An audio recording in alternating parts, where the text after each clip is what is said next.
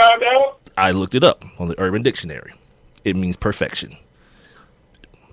In the state of perfection. Yeah. So if a chick got her eyebrows on fleek, guess what?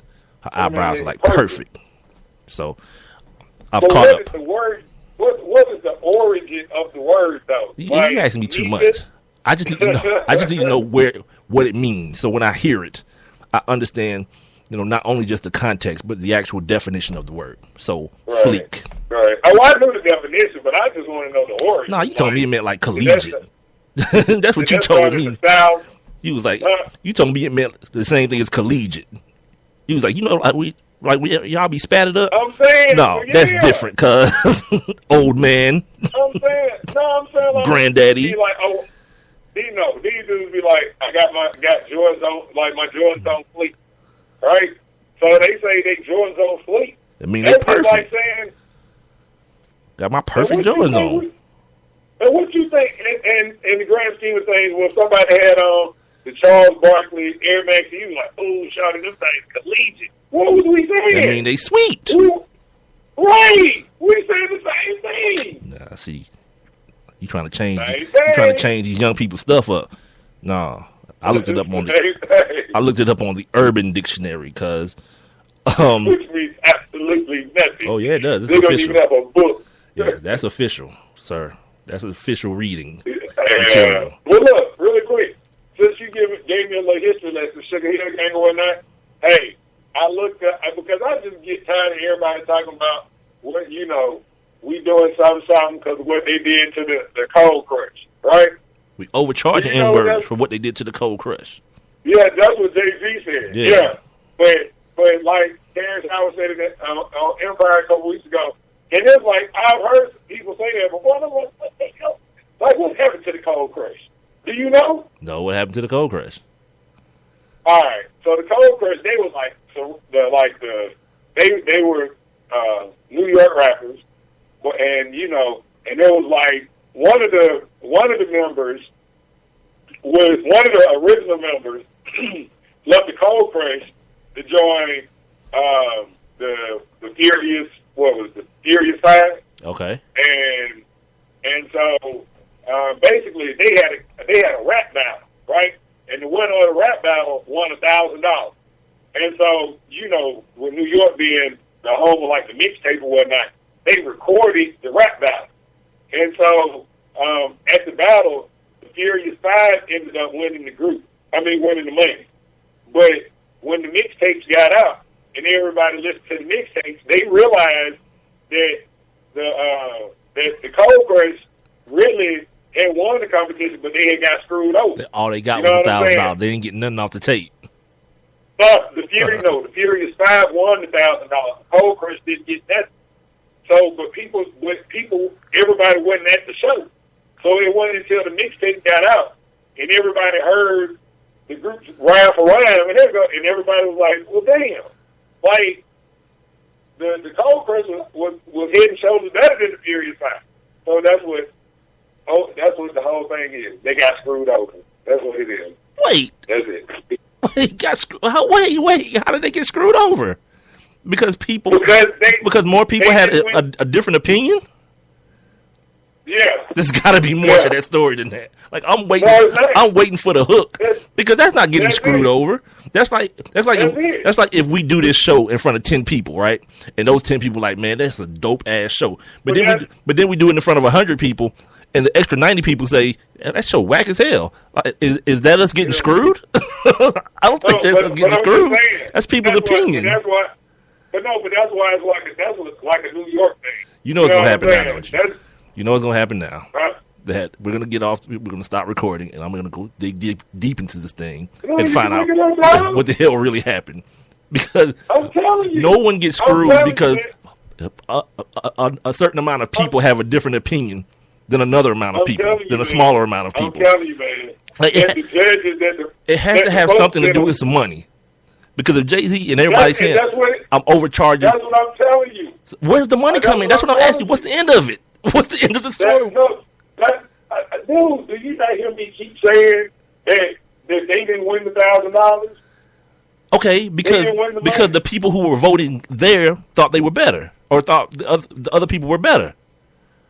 Yeah, but when the mixtape got out in the street, everybody started checking for the Cold Crush. Like, wasn't nobody even checking for the Furious 5 no more.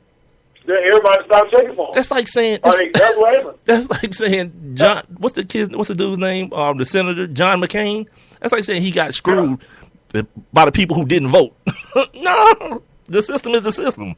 You count the ballots that you have. Yeah, I mean, I'm just saying. I mean, it was nothing major to me. I mean, I read it and I was like, Yeah, you know what's gonna happen now. Yeah, I'm gonna find every article on this subject and get to the bottom of what the hell is going on. I had it right here. Because now I'm confused. No, you have one article. I'm gonna get every article I can find on the World Wide of Web and figure out what the hell is happening. Like before today, I never cared, but now I do. I've got to find out what the hook is. What do we got? We got like 9 minutes left. Oh, before we do that, before we go any further, I don't know if we talked about this on the air, but really quick, the Atlanta Hawks got it pushed in last night by the Golden State Warriors, man. And watching that game today, I had to watch it on DVR or whatever the Xfinity thing that you can watch on your phone, your DVR stuff. It was a weird kind of game. Like the game, you never felt like it was getting out of hand. The Hawks weren't hitting any shot. And then what you realize, too, is the effect that Kyle Korver has on that offense. It's amazing. It's not just him like spreading the floor and spotting up. It's people trying to chase him off of screens or trying to switch on these screens and then mixing up assignments and guys getting open looks, getting open layups right near the basket. None of that happened yesterday. The lane was so clogged up yesterday because there wasn't this perpetual movement that Kyle Korver provides to the offense. I wish it would have been. I wonder what Dominique had to say about it when on the local broadcast. Was it on local TV? Again. All right. I don't think it wasn't on local. I watched it. I don't know. I taped it on. You know, anytime, I tell you this all ever since, he joined the Cavs. No disrespect, because that's my favorite ball player. You don't have to say that. But truth is truth. But but I always watch the ESPN telecast if I have an option. Yeah, what did we talk about yesterday? Love Deion Sanders, the player. Hate him, the analyst. Right. Because it's just sometimes, like, when it's going well, it's, like, so homerish. You know what I'm saying? Like, it's just, like, down home cooking. I'm talking about, good God almighty. Like, it's not even being, a real non-biased type thing to just being a love affair with the Hawks when everything is falling. And then when they get beat, it's like excuses. It's always excuses. You know what I'm saying? Like, what the Hawks have played, it's a fourth game in 5 days, so they kind of say, well, guess what? They ain't the only ones that got that schedule. Like, come on, man. Like, in whatever, 60 or 70 games so far, the Hawks may have committed 2 fouls all season. If you ask Dominique. Like, Paul Millsap could clothesline a dude, and Dominique be like, oh, you know what, Bob? I don't see it. What? All right, Dominique, cool. Yeah, that's a little ticky-tacky right there, Bob. No, it's not. That dude is dead. He's not even alive anymore, Dominique. What are you talking about? Right.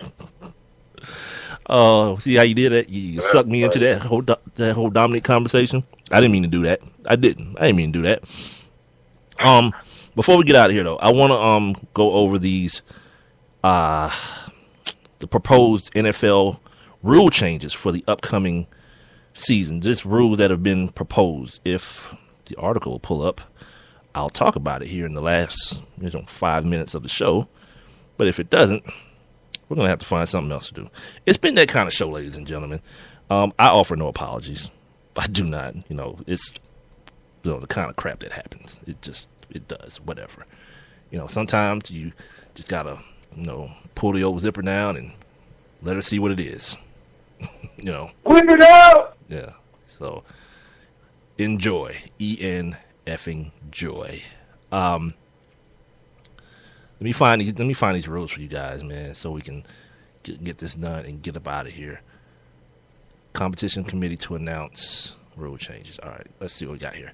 All right, here they are, and I'm going to run them down real quick. We've got 5 minutes to do this.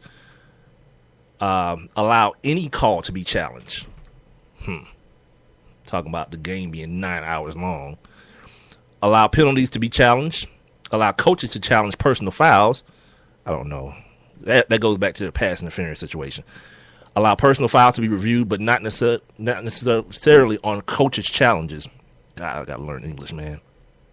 Make all fouls that result in automatic first down reviewable.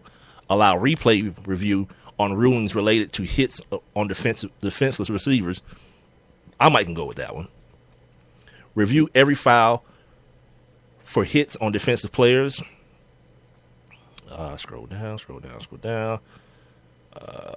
Review every foul for hits on defensive players. I already read that one. Increase the number of coaches' challenges from 2 to 3, regardless if they miss one or not. Add the game clock at the end of the half and end of the game to the list of things that can be reviewed on replay. Oh, like where the clock should be. Add the play clock to the list of things that can be reviewed on replay. Put fixed cameras on all boundaries of the playing field, meaning the sidelines and the goal line. They want fixed cameras there so that something that looks straight down the goal line, looks straight down the sideline. Allow a bonus try after the 2-point conversion. Basically, what I think Jim Irsay, which no one should be letting his drunk ass propose any rules. Let him get sober first. He wants you to be able to go for 2, right? Go for 2, which would give you 8 points, but then kick a 50-yard field goal or a 50-yard extra point to give you another point to make a 9-point play. Yes. Take the ball away from the dude and the pills. Do not allow players. I saw something today that said the NFL was thinking about it, though. Did you see that today? They're going to think about all these things. Yeah, they're going to think about all these things. They're on the docket for the owners' meeting, the competition committee. They just go flip the page over. Yeah. So they be like, ha, ha, ha, ha. Right. All right. Do not allow players to push rushers when the team is punting. I don't know what that means. Guarantee both teams a possession in overtime. That's basically what they're saying, regardless if they score a touchdown or not. I like it the way it is now. Ban peelback blocks on offensive players. That should be defensive players as well. Give defensive players defenseless receiver protection on interceptions. Of course you should.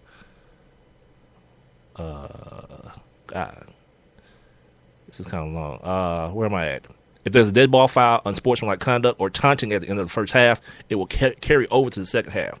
Ban running backs from chop blocking outside the tackle box. Allow linebackers to wear jersey numbers 40 through 49, in addition to 50 through 59 and 90 through 99. If an eligible player reports as ineligible receiver, the referee he must align within the tackle box. And basically, what they're talking about is what the Patriots did against the Baltimore Ravens, where they brought in a guy who was ineligible, but separated him from the formation as though he were a wide receiver, but just didn't let him go out for a pass, which led the defense to believe that he was an eligible receiver, and they covered him and didn't cover the guy who was in line or on the line of scrimmage or within the formation who ended up being wide open because they treated him as a lineman. Bunch of confusion. So those are the things that the NFL is proposing to change for next year. They the Dez Bryant play, they shelved that. They was like, nope, we're not even touching that whole thing. The whole thing about whether Dez made a catch or not at the end of that Green Bay game, mm-hmm. They're not even touching that. That's not. You heard the stuff that I read. That wasn't on there, and for good reason. I didn't miss it. They said they're not touching it at all. It's going to stay exactly the way it is. It is. The referees will interpret the rule the way they see fit at the time in the game. There will be no review of it. To me, it's just so vague. Making a football move. I don't know. I remember the first time we saw that play. It was down here in Atlanta. That whole you got to make a football play. I forgot who it was. I forgot who the wide receiver was that he caught the ball and got hit and fell, or he fell. Something happened, but the ball ended up coming up after he hit the ground. And they said that it was an incomplete pass because he didn't make a football move. Mm-hmm. I just can't remember what player that was. But well, ladies and gentlemen, that's going to do it